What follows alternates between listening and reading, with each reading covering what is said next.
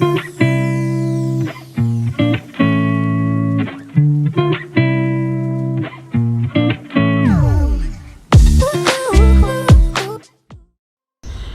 again, guys, for this beautiful session that we're going to have with a doctor, educationist.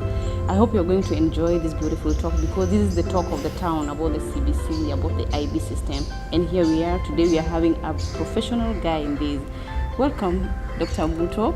Thank you. Yes, I'm very much humbled for the fact that I'm meeting you today. It has been a struggle meeting you.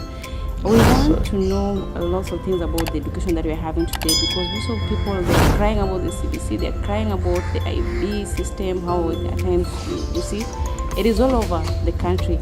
Who is Dr. Abuto in the first place? Well, thank you so much for having me here, Mercy. I appreciate the invitation to come and talk about education, something I'm very passionate about. So, who is Dr. Tom Abuto? I would say so much about me, but probably I'll just mention I'm a family man. I'm proud of that fact that God has given me a family of 2 sons and 1 daughter.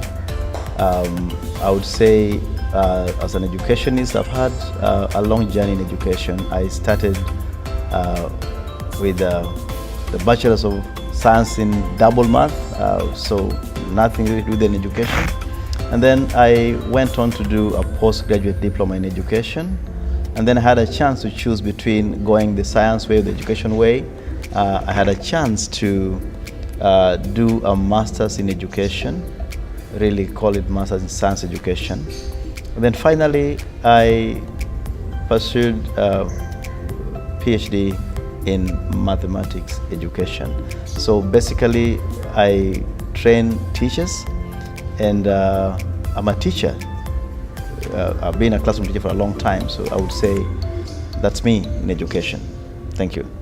All right. You being a teacher, you know, we are having, in this country, we are having 2 different teaching systems. We are having the IB system, and we are having this, the normal one, the 844 that we used to have before. And right now it has already been changed.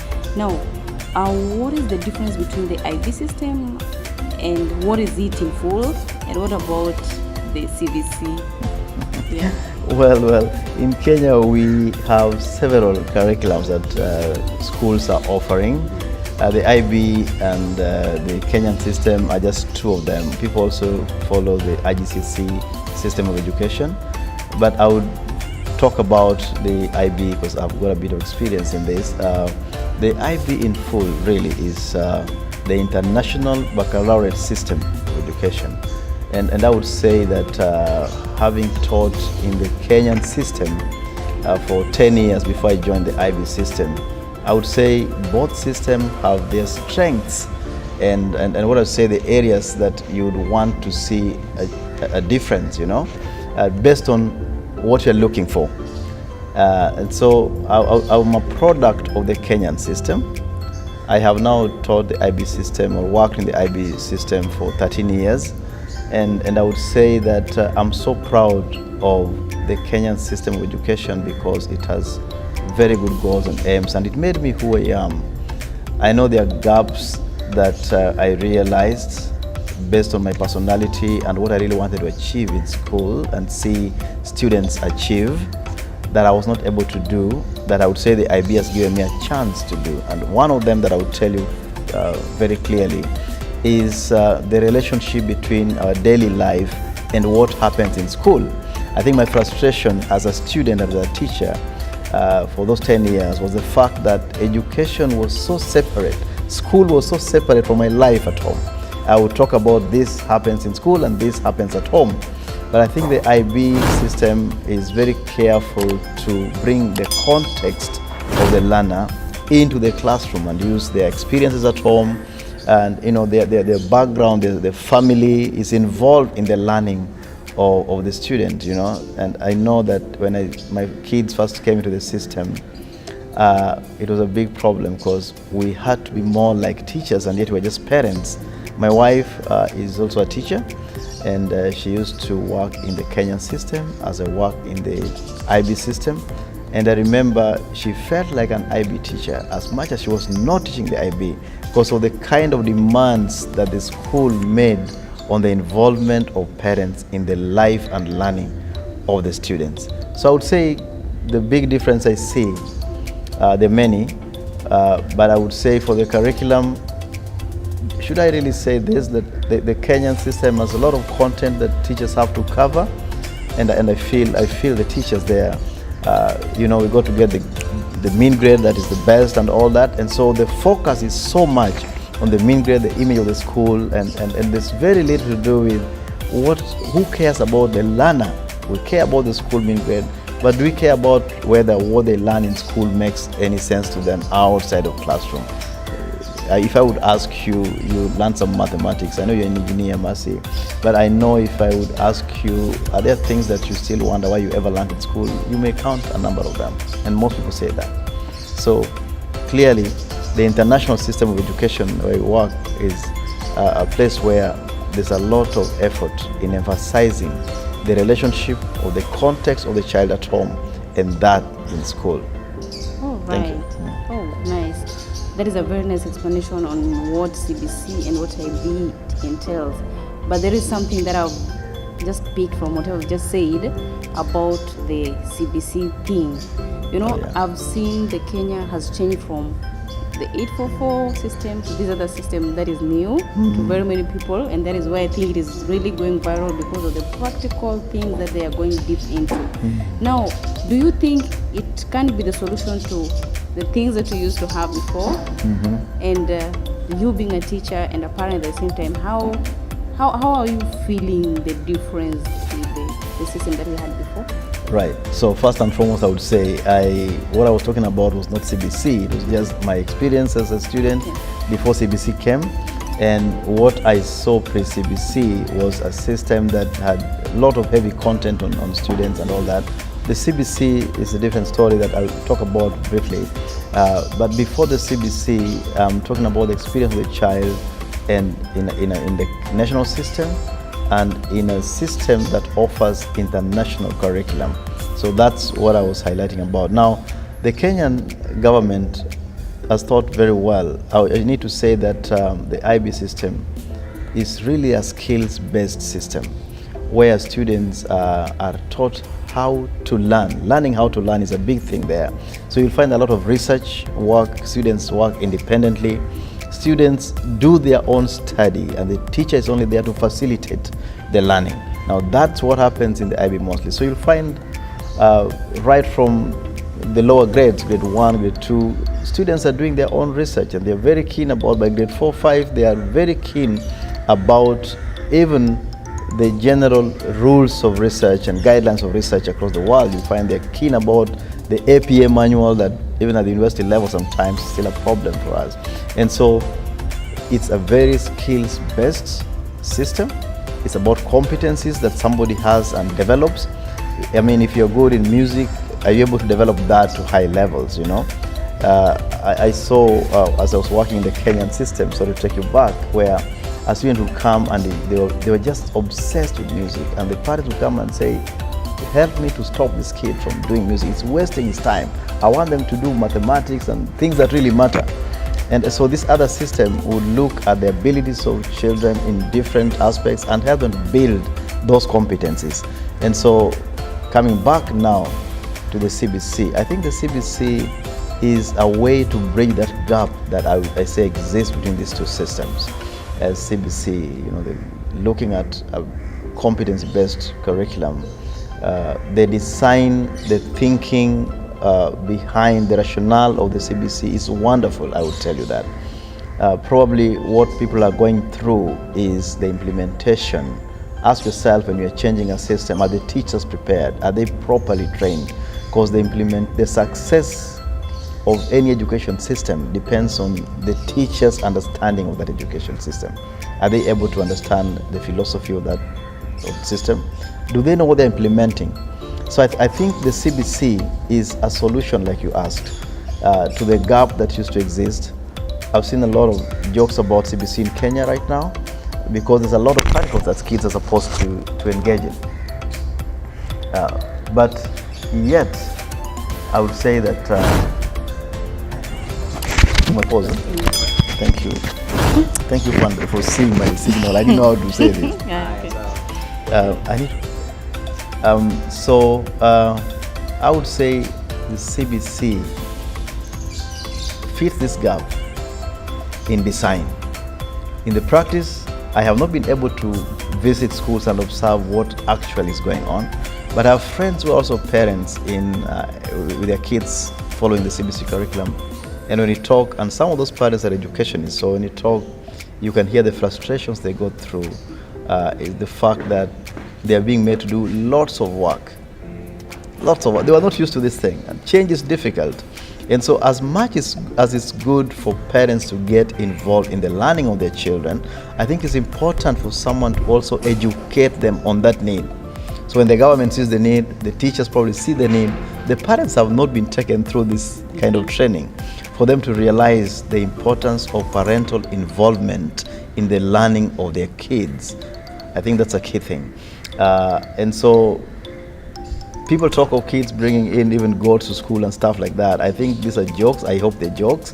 But what the teachers are trying to do is to relate the learning in school to the life of the kid at home, which is what I talked about. And so if it is not properly understood, there'll be a problem. Now, the idea of bringing live things or items and all that and using them all the time is something that, as an educator, I would say, remember when you were learning how to do addition in primary school, you used stones and all that. But you don't use stones anymore. But they had a purpose at that time. So using objects is a good thing at that lower level. But the minute you learn to abstract what you're doing as an activity, you don't need the objects anymore. I think what people are talking about is using those items and all that to learn is a good thing. But at what level do people need to? I mean, we need to look at their cognitive abilities and say maturity levels. Their ages, you don't need to do some things. So if teachers are doing this at the high level where people are supposed to abstract, I think there's a problem. But if they're using this chance to involve parents in the school life of their children, I think that's an important thing. We need to remember that school prepares learners for life outside school, life in the society. And so if they are taught away from the society, away from their normal life, it will be very difficult to bring them back into that. That will be like, no, leave that for school. I speak Swahili in school. I don't speak Swahili at home. I switch off lights in school because I'm preserving energy. I don't do that at home. Those are school things, and these are home things. And so bringing in items from the home, involving parents is a wonderful idea, but the detail is in how is it implemented. Are you implementing as a checklist, tick box thing? Or are you making the parents understand why they're doing what they're doing? I would personally urge the government, train the teachers in a way that it can shift their thinking. It is not about do this, do that. It's about the thinking. A shift in thinking and attitude is important. And as they do that, I would also say they need to think about educating parents and other stakeholders into the importance and the tricks, the details of this system. All right, that is a very detailed one. Now, talking of how this the CBC is being conducted and the IB also being conducted. Now, my question is, do you see any difference between how they are conducting their learning system between the two systems? What do you think about that? I would tell you, having taught in a system that offers international curriculum, that institutions invest a lot in professional development. And so you find that most schools have clear, continuous professional learning for their staff. And so implementation is not something you learn once, but based on emerging realities of your work, based on emerging ideas in education, you need to catch up with those things. And having a professional learning that is continuous is the key to implementing this. Now, I'm not sure this is done by doing some 3-day workshop, 5-day workshop and all that. I think the way you learn in school, somebody needs to organize for teachers to learn. I wish this would be done by the pre-service teachers, people who are still in college. As we go on, I'm sure that's going to happen. And maybe at that time we'll realize how the implementation will be very okay. But as of now, you need to realize that teachers are also struggling. I know that we have very big classes. Don't forget that the Kenyan system also opened up education to be free. And so if you walk into any school that offers, serious schools that offer international system of education, you'll realize that they have very small class sizes. I've gone into I've observed lessons in the Kenyan system where students were over 100 in a class, and the teacher has but some small space in front of the class. They can't even turn. And so that's not something that can give you a one-on-one. Remember, if you have 100 kids in class, you actually have 100 classes in one, because every kid is different. And so getting to their level, getting to detect, to diagnose what they're thinking, and helping them to shift that thinking based on the outcome you have outlined for them is a very complex thing. And so I feel that the teachers in the national system have the problem of managing big classes with no resources sometimes, and it is important to do what they call in education differentiation. It's not an easy thing. In the small classes, you can actually teach every student comfortably, because there's no pressure sometimes about mini grades. There's pressure in the learning, individual learning of a student. And so is there a difference in the way this thing is implemented? Is there a difference? There's a very big difference based on the realities of the two. All right, you've talked about parents who should be learning on how this curriculum is, how they should be picking up with all these things that are happening right now with the CBC system. Right. Now, how are they going to learn? Who should they go to? Because I see every now and then the memes are going around. My children have been sent to do this and this. So where should they learn all these things from? Or they should just go on learning these things from their fellow, the parents that they are? Well, I know if teaching teachers is difficult, teaching parents would be worse, because they have different abilities in understanding. So really what I had in mind is communication between the school and the parents.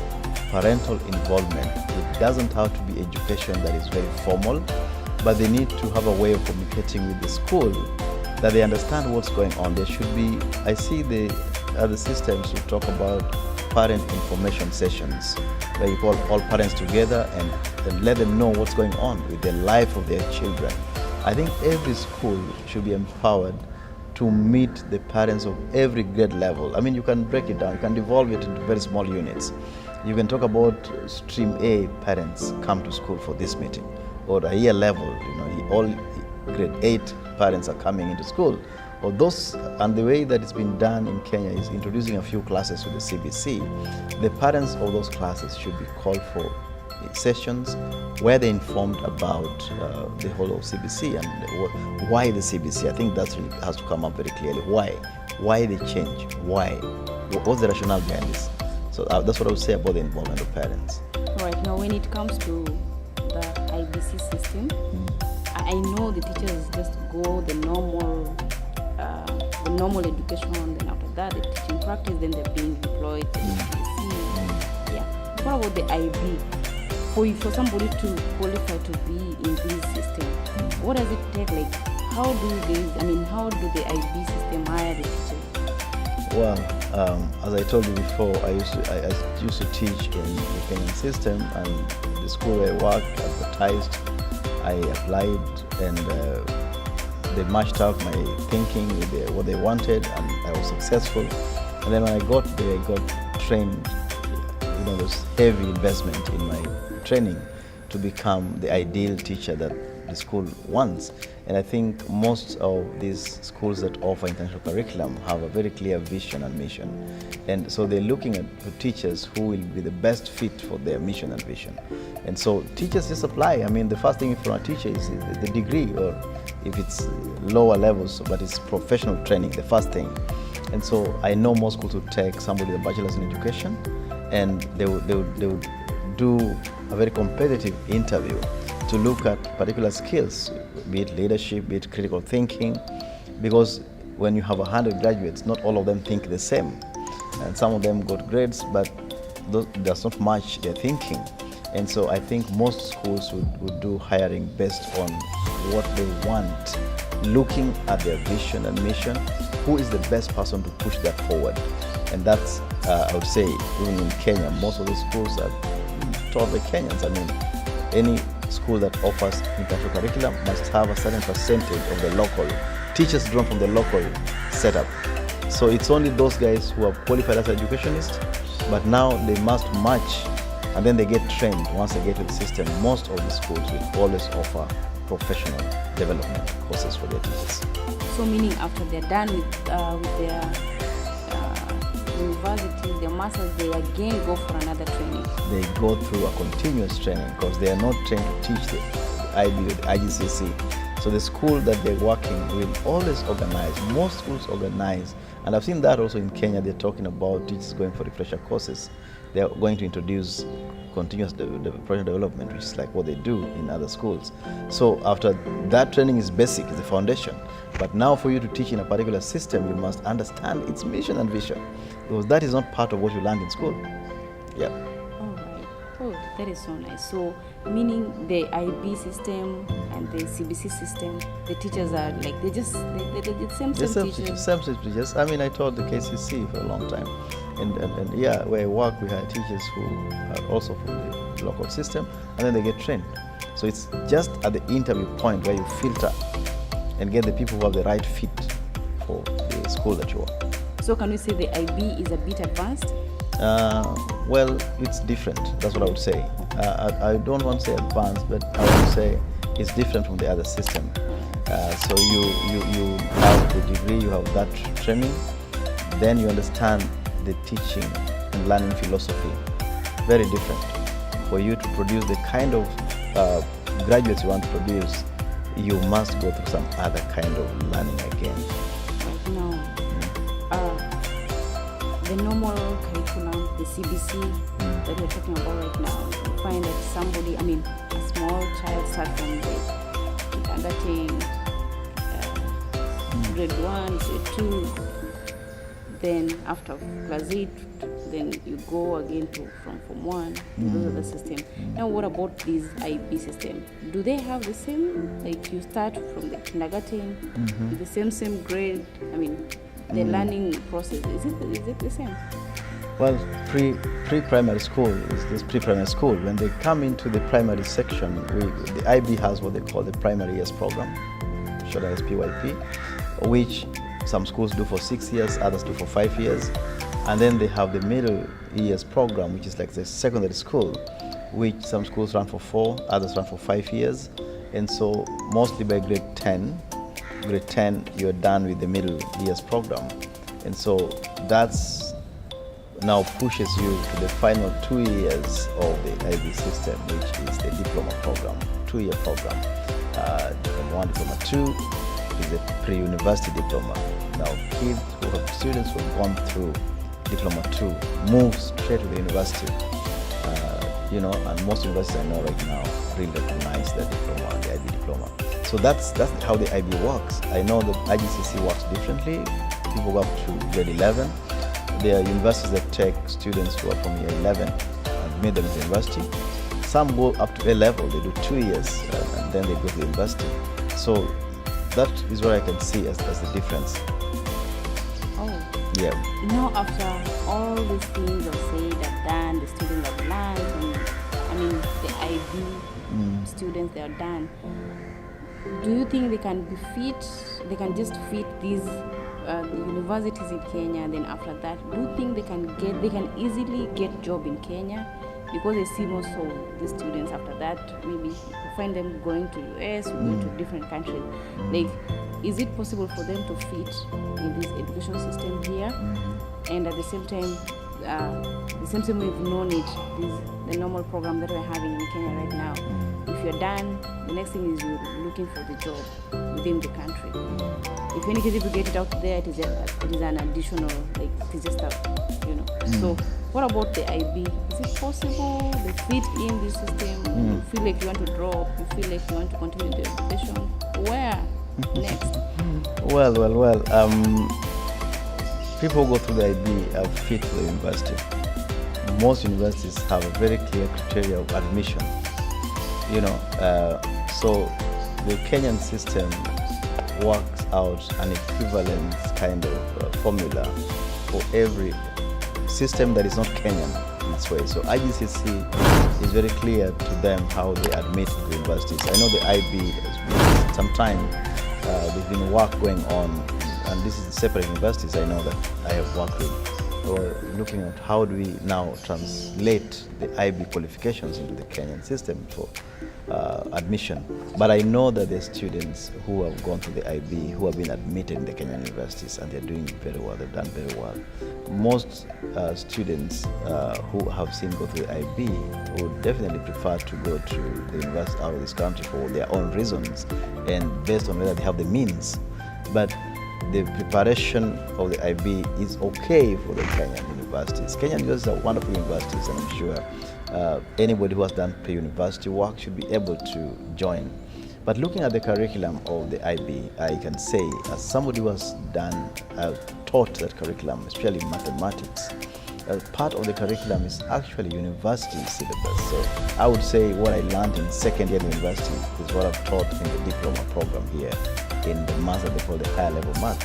And so once this thing works out very well, I'm sure they'll have a lot of credit transfers like other universities do.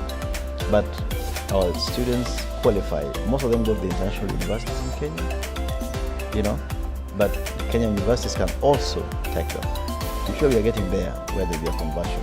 Oh, thank you very much, Dr. Abuto. Any parting shot for us? Well, thank you so much for having me here. I believe that the CBC has just begun its journey, and people should give it time to be patient with the government and support the system.